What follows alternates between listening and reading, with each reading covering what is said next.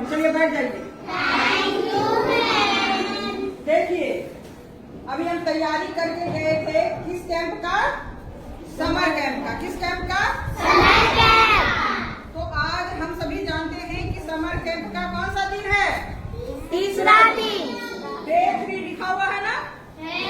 तो आज जो है हम लोगों को पढ़ना है बिहार के लोक चित्र कला। चित्रकला मतलब समझते हैं? चित्र बनाना। चित्रकला मतलब क्या होता है? चित्र बनाना। तो हम कुछ लोक चित्रकला आपके समक्ष लेकर के आए हैं। चूंकि आप छोटे बच्चे हैं और ये थोड़ा भारी भारी चित्र है तो आपसे नहीं बन पाता, तो हम ले आए हैं आपको दिखाने के लिए कि कौन सा चित्रकला देखने में कैसा होता है और इसका क्या नाम है और क्यों प्रसिद्ध है। तो सबसे पहले हम लोग देखते हैं ये 4 जो चित्रकला है, ये 4 कहाँ के चित्रकला है? बिहार के लोक चित्रकला। तो यहाँ पर क्या लिखा हुआ है? पढ़िए तो। टिकुली कला। क्या लिखा हुआ है? टिकुली कला। तो यह टिकुली का मतलब समझते हैं? देखिए हम भी बिंदी लगाए हुए हैं ना, और इसको आप लोग देहाती भाषा में, अपना क्षेत्रीय भाषा में क्या कहते हैं? टिकुली कहते हैं ना। तो इसीलिए इसका नाम है टिकुली कला। क्या नाम है? टिकुली कला। और ये देखिए यहाँ पर ये जो है इसमें टिकुली जैसा बना हुआ है। उर्वशी यहाँ ले आओ, इसको दिखा दो तो टिकुली को, यहाँ आ जाओ। और ये जो देखिए ये जो है यहाँ पर इस चित्र में आप देखते होंगे कि बिंदी बिंदी जैसा बना हुआ है ना। इसीलिए इस चित्रकला का नाम है टिकुली चित्रकला। क्या नाम है? टिकुली चित्रकला। और यह चित्रकला जो है यह आपके बिहार की राजधानी कहाँ है?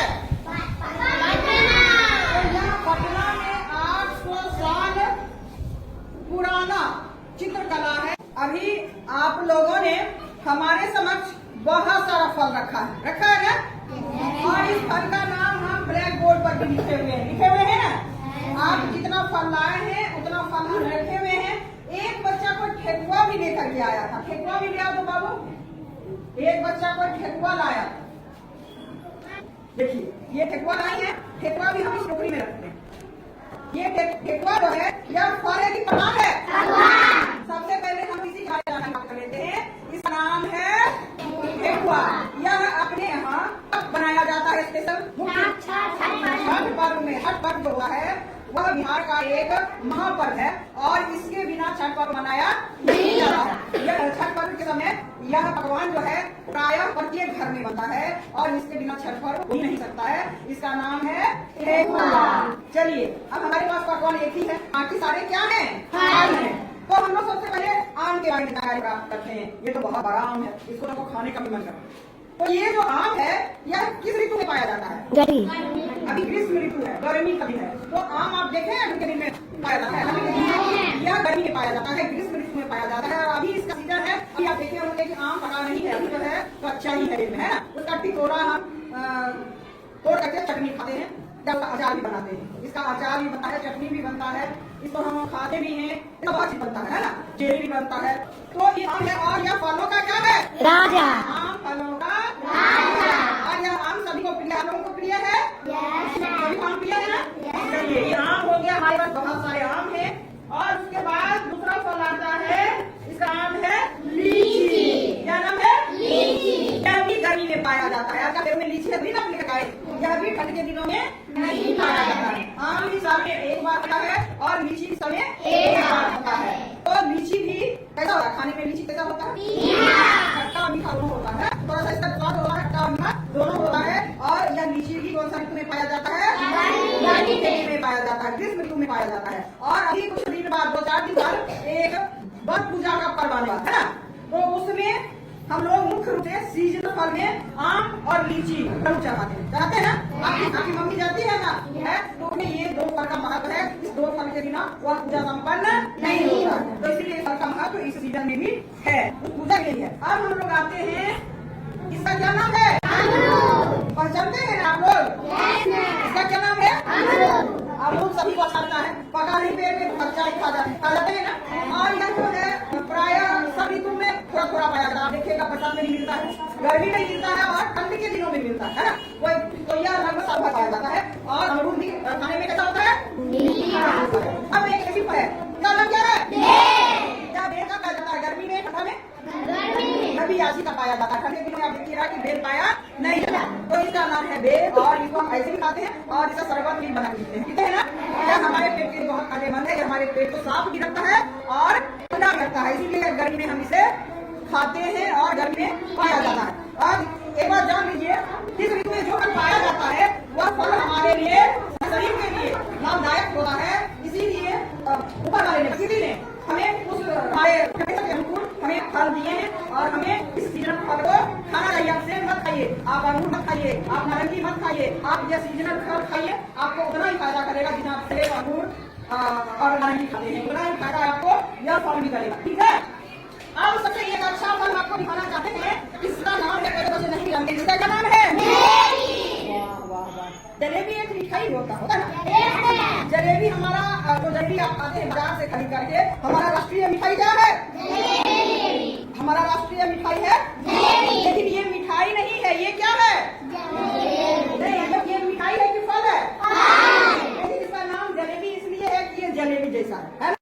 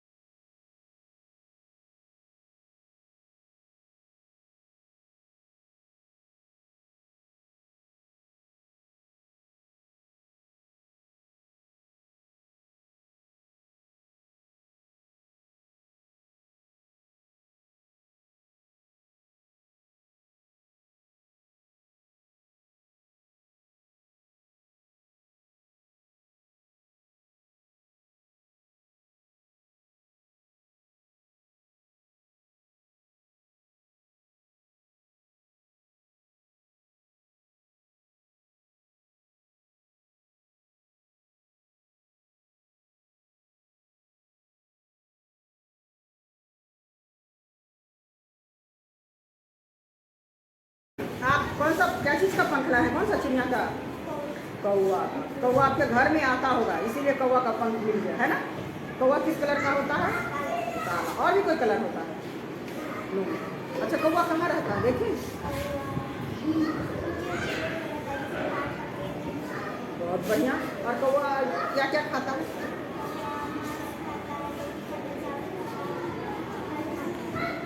तो कौवा को क्या कहेंगे? शाकाहारी कहेंगे, मांसाहारी कहेंगे कि सर्वाहारी कहेंगे? क्योंकि वो सब चीज खाता है ना? और कौवा कैसे बोलता है? और कौवा जो है, आप इसमें से कौवा को पहचानते हैं? पहचानिए तो कौन सा है कौवा? ये कौवा है। और ये क्या है? ये बोगला है। और ये क्या है? और ये क्या है? तो सभी पंछी को पहचान गए। तो मोर जो है वो क्या है? शाकाहारी, सर्वाहारी क्या है? सर्वाहारी। अच्छा। और कौवा क्या है? सर्वाहारी। सर्वाहारी। और बगुला क्या है? क्योंकि ये क्या क्या खाता है?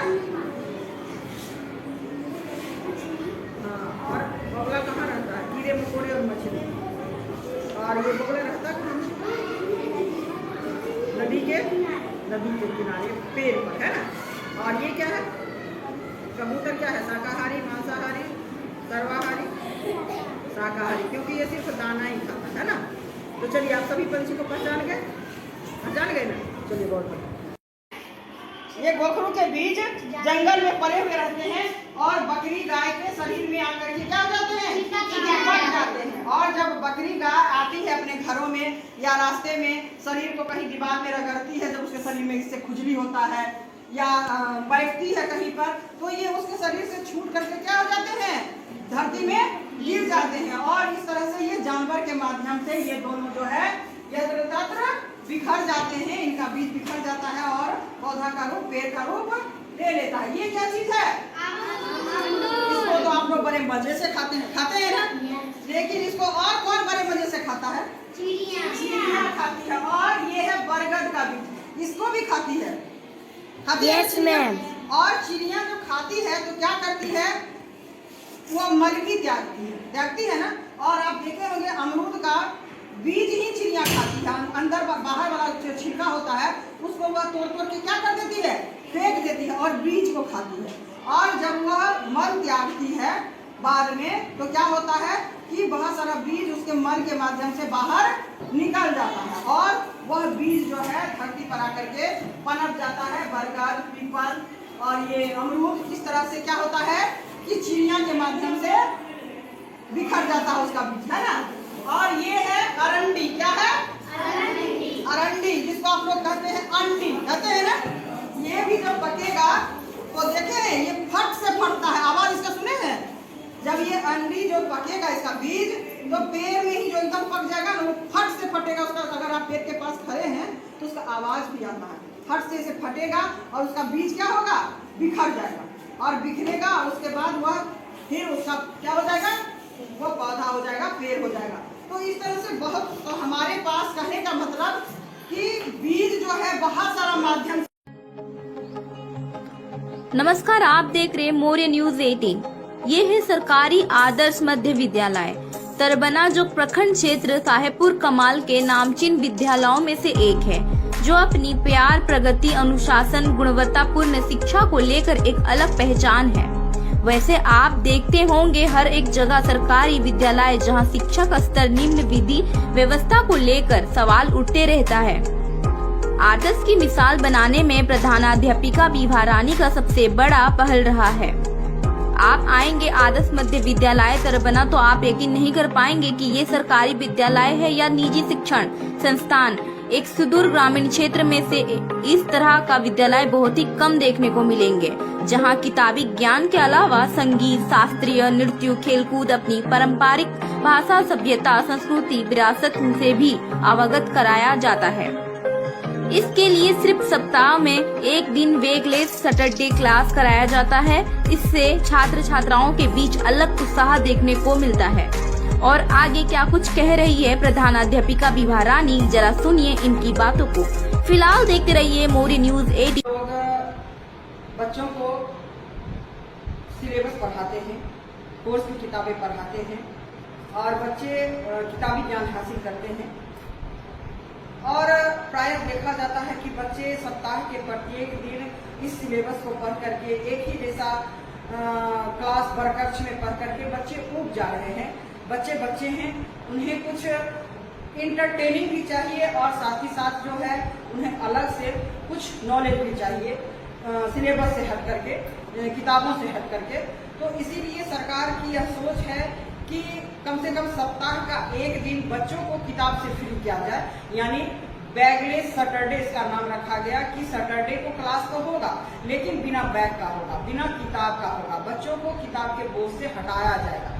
तो इसके लिए बच्चों को हम लोग रंगोली करवाएं, मेहंदी करवाएं, गीत संगीत करवाएं, डांस करवाएं, लाइब्रेरी में पढ़वाएं, खेल कूद करवाएं, इस तरह से इंडोर गेम, आउटडोर गेम। तो बच्चे क्या हो रहे हैं कि कुछ अलग एक्टिविटी भी सीख पा रहे हैं वीकेंड में। और अगर ऐसा नहीं होगा तो हमारे बच्चे जो हैं किताबी ज्ञान के सिवा कुछ अलग से सीख नहीं पाएंगे, कुछ ज्ञान हासिल नहीं कर पाएंगे। लेकिन हमारे बच्चे को हर क्षेत्र में आगे आना जरूरी है, किनके अंदर क्या क्वालिटी है उस चीज में निखार जरूरी है। तो हम सरकार की यह एक अच्छी पहल है, एक अच्छी सोच है कि एक दिन, सप्ताह का एक दिन कम से कम बैगलेस सैटरडे हो, बच्चों को बिना बैग का नॉलेज दिया जाए, बिना बैग की पढ़ाई हो।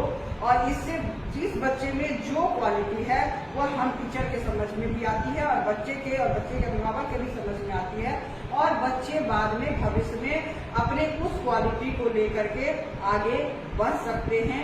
तो मेरे अनुसार, मेरी सोच के अनुसार यह जो सरकार की एक सोच है, एक पहल है, एक हम लोगों के लिए जो एक आदेश जारी हुआ है कि आप लोग सैटरडे को बैगलेस सैटरडे के रूप में बच्चे को ज्ञान दीजिए। तो आज जो हम स्कूल में डांस, खेल, गीत संगीत, चेतना सत्र, लाइब्रेरी, बहुत सारा कार्यक्रम जो आज हम करवाए हैं और प्रत्येक सप्ताह करवाते यह उस बैगलेस सैटरडे का अंश है, उस बैगलेस सैटरडे का हिस्सा है और सरकार की एक यह अच्छी सोच है। इसके लिए सब बच्चे की तरफ से हम अपने विभाग को धन्यवाद दें। चलिए, गुड मॉर्निंग बच्चों। जैसा कि हम सभी को पूर्व से पता है कि आज बढ़ा करके गर्मी की छुट्टियां होने वाली हैं, तो गर्मी की छुट्टी को एंजॉय करने के लिए और जानकारी भी देने के लिए कि अभी जितनी गर्मी पड़ रही है, बाहर जितनी धूप है, कि हमें उस धूप से बचना है, हमें लू से बचना है, और अगर किसी को लू लग जाए तो हमें क्या करना है, और हमें लू लगे ही नहीं इसके लिए हमें क्या करना है, इन सारी चीजों की जानकारी अभी अभी आपको अनुपम सर दे रहे थे स्पीच के माध्यम से, भाषण के माध्यम से।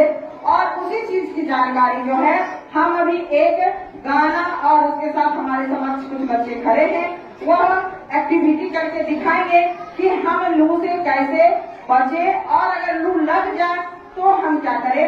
तो आप लोग शांति का साथ देते हुए इस चीज को देखें, सीखें और अपनी जिंदगी में अपनाएं।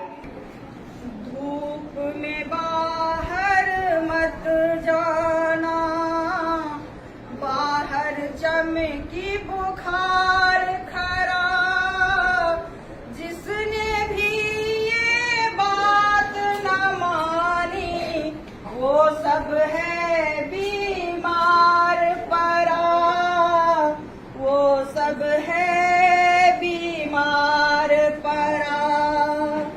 धूप में बाहर मत जाना, बाहर चमकी बुखार खरा, जिसने भी ये बात न मानी वो सब है बीमार पड़ा, वो सब है बीमार पड़ा।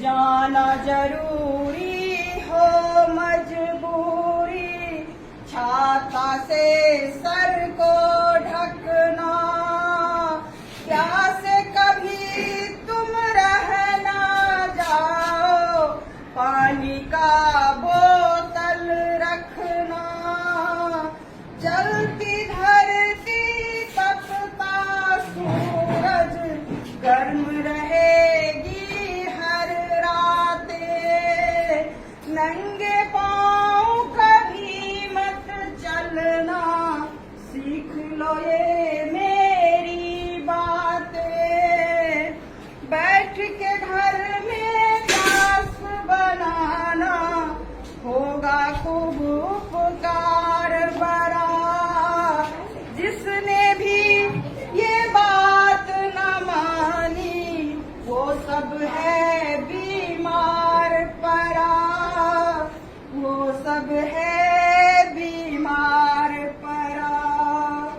धूप में बाहर मत जाना, बाहर चमकी बुखार खरा, जिसने भी ये बात न मानी वो सब है बीमार पड़ा, वो सब है बीमार पड़ा।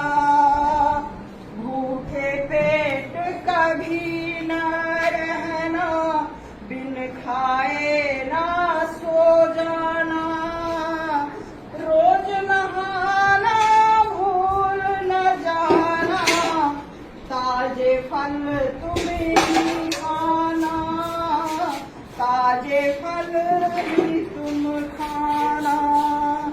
कमजोरी या दस्त लगे तो जल्दी से घर में कहना, चमकी को धमकी हम देंगे, लड़ने को आगे रहना, माँ पिता का कहना मानो, स्वास्थ्य रहेगा हरा भरा, जिसने भी ये बात न मानी वो सब है बीमार पड़ा, वो सब है बीमार पड़ा। धूप में बाहर मत जाना, बाहर चमकी बुखार खरा। जिसने भी ये बात न मानी, वो सब है बीमार पड़ा, वो सब है बीमार पड़ा।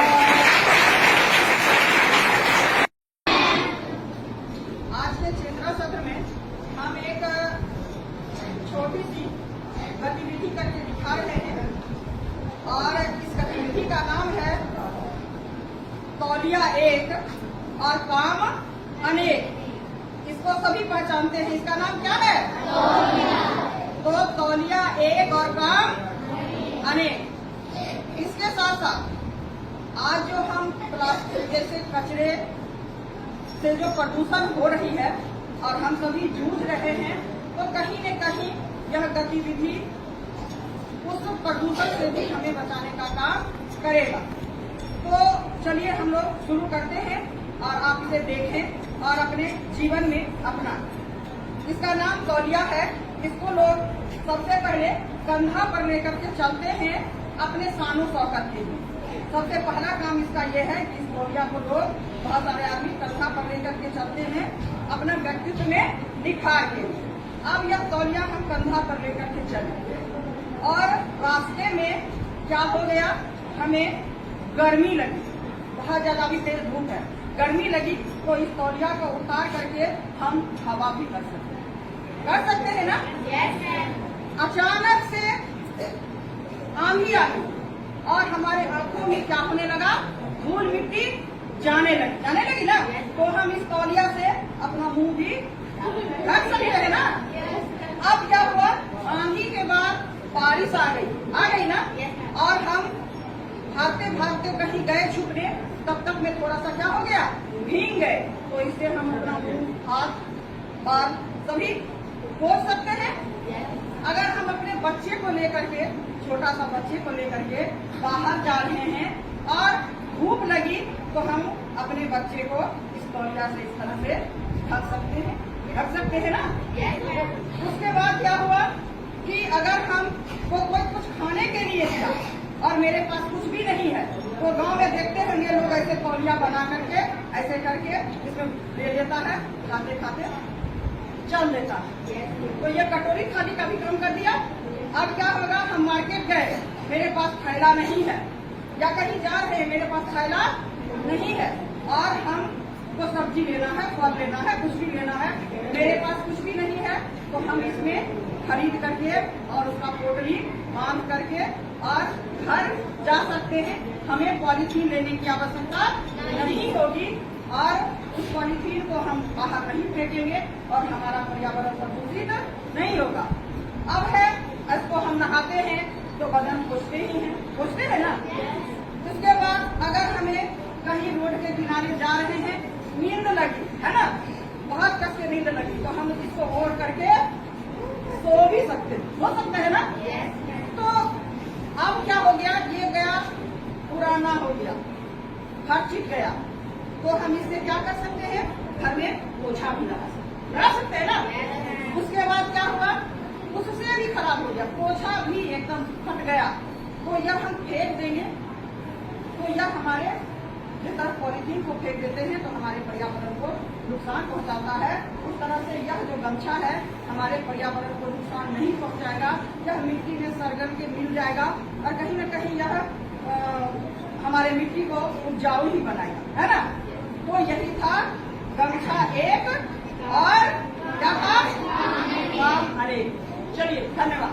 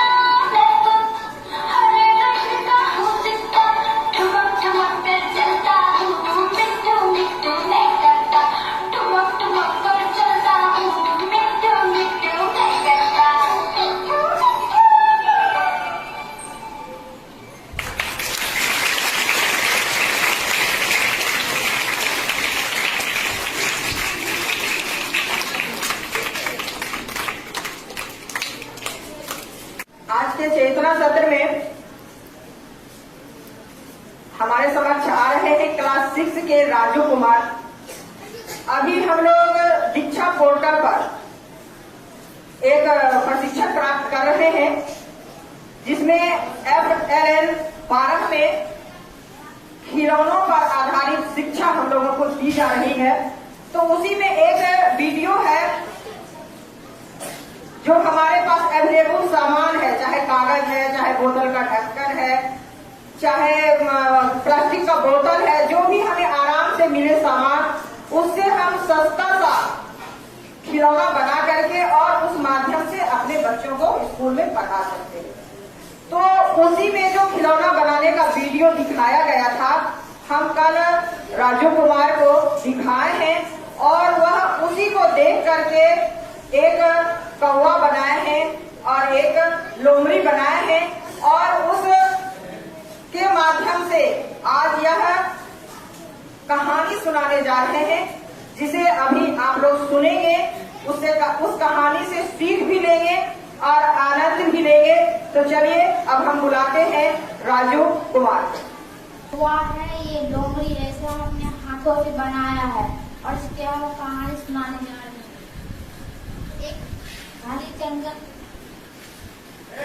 एक घने जंगल में कौवा रहता था। उसे एक रोटी का टुकड़ा मिल गया। वो लेकर पेड़ पे बैठ के खा रहा था। उसे एक लोमड़ी ने देखा। लोमड़ी ने सोचा क्या इससे हम रोटी छीन लेते हैं। बहुत तकलीफ सोचा, वो कौवे से बोला, कौवे भाई तो बहुत अच्छे गाना गाते हो, जरा एक गाना गा के दिखाओ।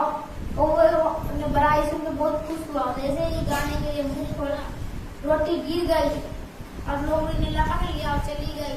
तो वह मुंह देखते रह गया, इसलिए कहते हैं लालच बुरी वाला है।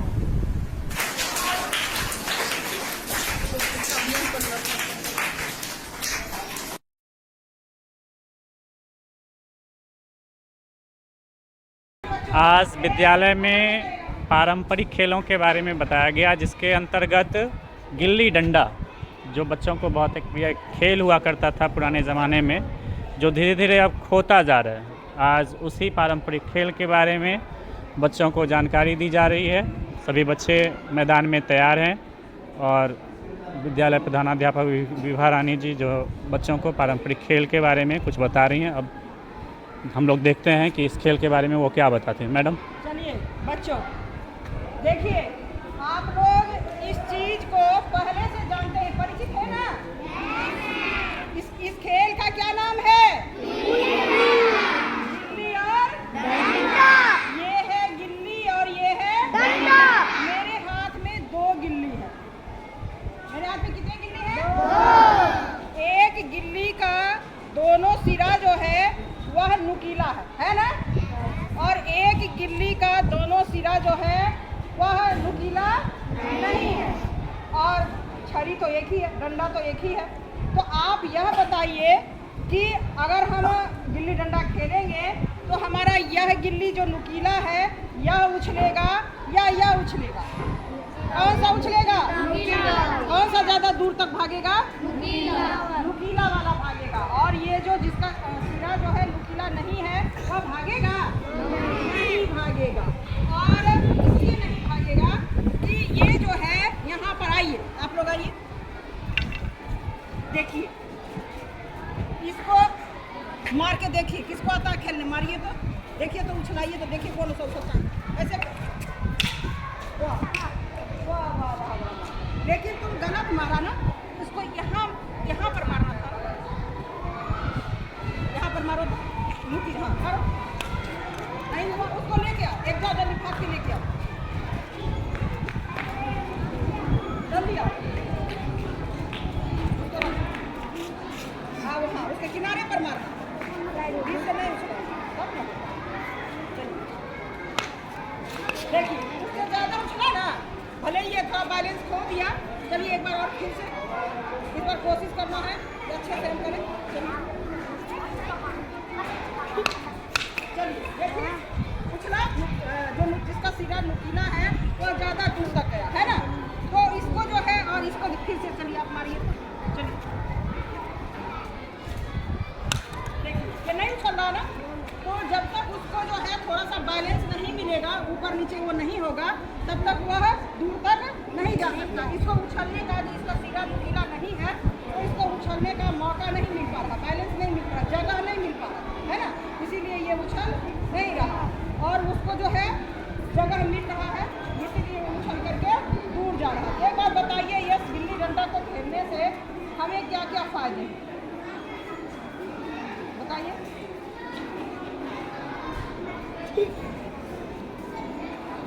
हमारा क्या होगा, मांसपेशी मजबूत होगा ना, ध्यान केंद्रित होगा, ध्यान केंद्रित होगा, एक दूसरे के साथ जो है आप लोग समन्वय स्थापित कर पाइएगा, एक दूसरे के साथ मिल करके खेल पाइएगा, है ना। और उसके बाद इसमें जो है गणित का भी कुछ कॉन्सेप्ट है, आप कितने डिग्री पर इसको मारते हैं या कितने जोर से मारते हैं, जो आपको ये गिल्ली उछल करके जाएगा तो थोड़ा सा उसमें कोण भी करता है, थोड़ा सा इसमें मैथ का भी कॉन्सेप्ट घुसा हुआ है। बाद में हम लोग क्लास में उसको करके देखेंगे कि कितने डिग्री पर मारेंगे तो कहाँ जाएगा। तो आप देखिए कहीं ना कहीं आप बैलेंस बनाते हैं, बनाइए तो बैलेंस कैसे आप बनाते हैं, कितने पर हम मारे,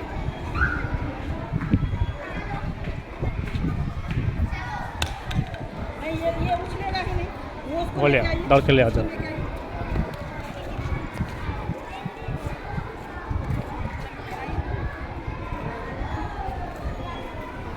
हट जाओ तुम लोग, पीछे हट जाओ, थोड़ा पीछे हट जाओ तुम लोग।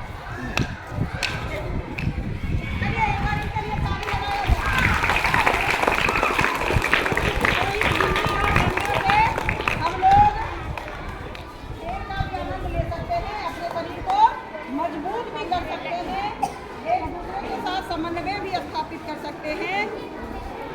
और प्रेम जी और क्या क्या कर सकते हैं बताइए।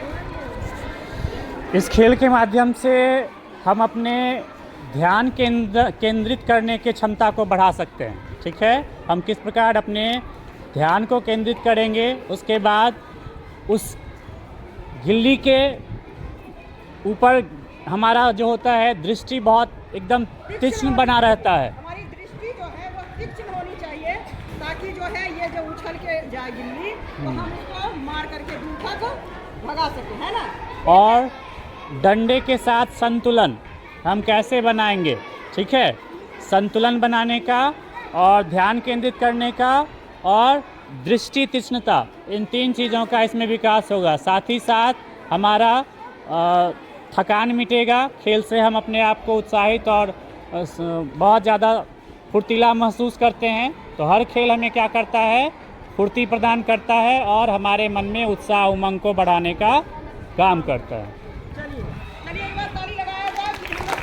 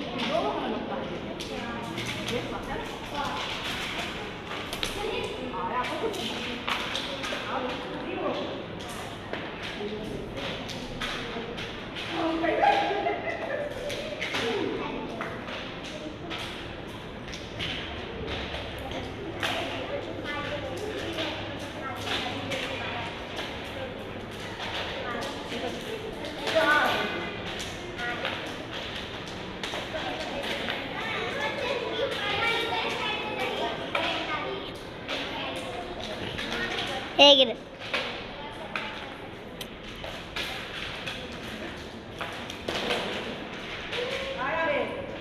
Yes.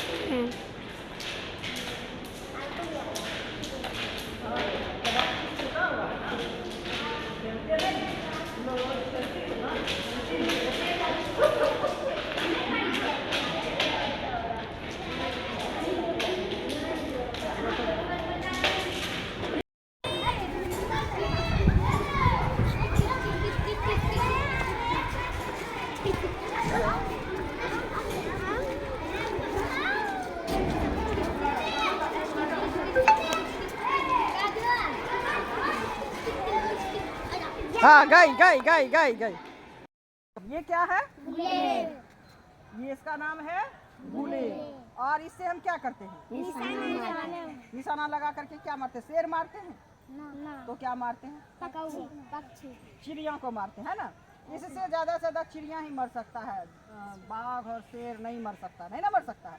तो इसको जो खास करके जो घुमक्कर लोग होते हैं वह जगह जगह अपना घर बना करके रहते हैं और उनके पास ज़रूर ये रहता है। वो क्या करते हैं कि जो बगीचा होता है, बागान होता है, उसमें जा करके इस गुलेल से चिड़िया को मारते हैं और फिर उसे पका करके क्या करते हैं?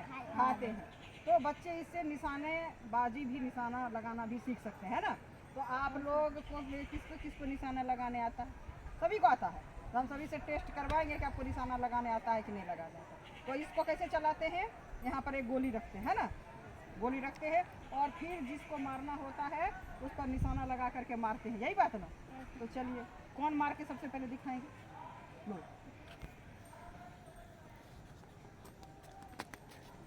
ला, हमको दे। चलो कहाँ निशाना लगाओगे? हमको देखो किस पर? वो जो सूखा पत्ता है ना, हाँ उसी पर तुम निशाना लगा। लगा लगा लो, दूसरा नहीं लगा, फिर से लगा। सद्दाम बाबू एक बार रोक ली। चलो इसको दो। चलो तुम्हारा निशाना देखने कैसे लगता है। चलो लगा।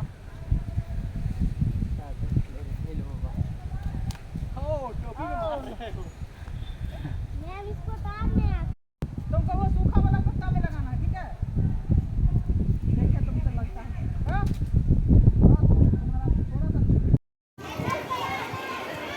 ये कौन मोड है? अच्छा, आज विद्यालय में पिट्टो खेल का आयोजन किया गया, जिसके अंदर 2 टीमें तैयार है। एक टीम है जो इस गोटियों को तोड़ेगा, दूसरा टीम है डिफेंड करने के लिए जो इनको बॉल से सेक कर दूसरी टीम को हराएगा। तो अब हम खेल का आयोजन करने जा रहे हैं। खेल शुरू होता है, बच्चे स्टार्ट करें।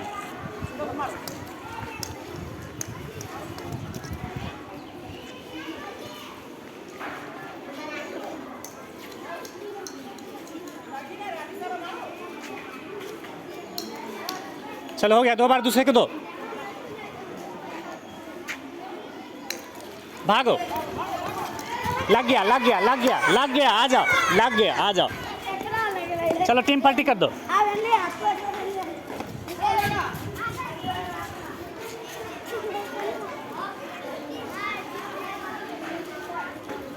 खेल से हम क्या बच्चे सीख सकते हैं उसका भी जानकारी दे दीजिए।